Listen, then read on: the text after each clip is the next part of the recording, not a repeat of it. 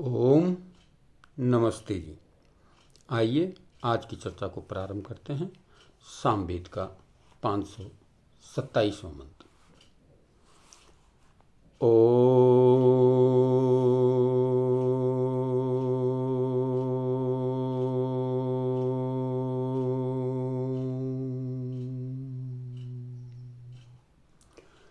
सोमः पवते जनिता मतीनां जनिता दिवो जनिता पृथिव्याः जनिताग्निर्जनिता सूर्यस्य जनितेन्द्रस्य जनितोत विष्णुः।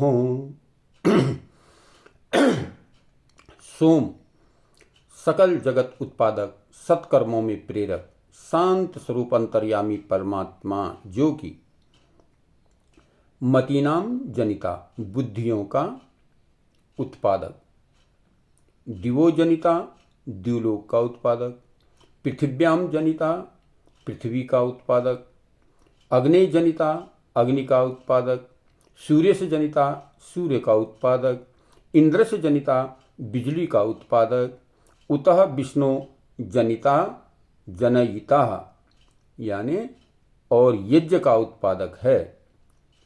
पवते ऐसा प्रभु धार्मिक विद्वान महात्माओं को प्राप्त होता है। तो कहा गया इसमें पृथ्वी सूर्य आदि सब लोकांतर और सब ब्रह्मांडों को उत्पन्न करने वाला महासामर्थ प्रभु अपने प्यारे धार्मिक और परोपकारी योगी भक्तजनों को प्राप्त होता है, अन्यों को नहीं। तो बहुत सुंदर चर्चा इसमें की गई है। इस मंत्र में बताया गया है कि वो परमपिता परमात्मा बुद्धियों का निर्माण करने वाला, बुद्धि को बनाने वाला, सूर्य को बनाने वाला, पृथ्वी को बनाने वाला, चंद्रमा को बनाने वाला, बिजली को बनाने वाला, कहते हैं संपूर्ण ब्रह्मांड को रचने वाला और यज्ञ को उत्पन्न करने वाला, वह परमपिता परमात्मा धार्मिक और परोपकारी जनों को प्राप्त होता है। यदि उस परमपिता परमात्मा को प्राप्त करना है तो आपको धार्मिक और परोपकारी बनना होगा। दो बातें इसमें विशेष प्रकार से बताई गई हैं कि वह परमपिता परमात्मा धार्मिक और परोपकारी जनों को ही प्राप्त होता है। तो आइए थोड़ा सा इस पर चर्चा करेंगे। धार्मिक कहते किसको हैं? आजकल धर्म की चर्चा भी हमने जो है धर्म को भी अनेक रूपों में स्वीकार करना प्रारंभ कर लिया है। अनेक रूपों में क्या है? ये हिंदू धर्म है, ये मुसलमान धर्म है, ये ईसाई धर्म के लोग हैं, ये सिख धर्म के लोग हैं, ये जैन धर्म के हैं, ये बौद्ध धर्म हैं, ये निरंकारी धर्म है, ये राधा स्वामी वाले हैं। अनेक प्रकार से धर्मों को हमने विभक्त कर दिया, धर्म को विभक्त कर दिया है, जबकि ये धर्म नहीं, ये केवल मत, पंथ और मजहब हैं। ये अपने अपने पंथ, अपने अपने संप्रदाय के लोग हैं, इनको संप्रदाय कहते हैं और यहीं से विभाजन होना प्रारंभ हुआ है। धर्म एक ही है जो समस्त मनुष्यों को स्वीकारनीय है। समस्त मनुष्य जिसको एक मत से स्वीकार कर लें वो धर्म है। अर्थात 2 और 2 4 भारत में भी होते हैं, पाकिस्तान में भी होते हैं, इंग्लैंड में भी होते हैं, अमेरिका में भी होते हैं, रशिया में भी होते हैं, ऑस्ट्रेलिया में भी होते हैं। यानी समस्त संसार में जहाँ कहीं भी चले जाओ वहाँ 2 और 2 4 ही गिने जाएंगे। कोई भी देश ऐसा नहीं है कि 2 और 2 5 बोल दे, 2 और 2 3 बोल दे, या 2 और 2 7 बोल दे। नहीं, सब जगह जो है माना जाता है 2 और 2 4। ये धर्म है। और धर्म के लक्षणों को कुछ गिनाते हुए महर्षि मनु ने कहा है, धृति क्षमा दमो स्तेय शौच इंद्रिय निग्रह धीर विद्या सत्यम अक्रोधो दशकम धर्म लक्षणम। और धर्म क्या है, इसके लक्षण क्या हैं? जिसके अंदर ये लक्षण प्रतीत होते हैं वो धार्मिक है, उसको धार्मिक कहा गया है। धृति, धैर्यवान,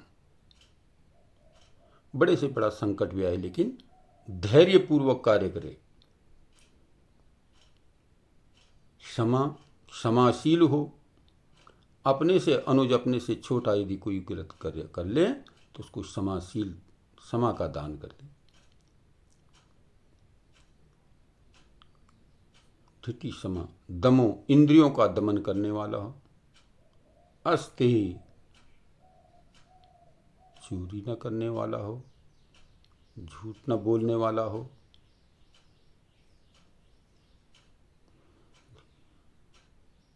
शौच, शुद्ध और पवित्रता रखने वाला हो, बाहर और अंदर की पवित्रता बनाने वाला हो,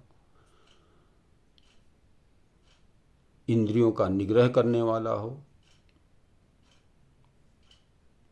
बुद्धिमान हो, विद्या का प्रकाश करने वाला हो, सत्य बोलने वाला हो,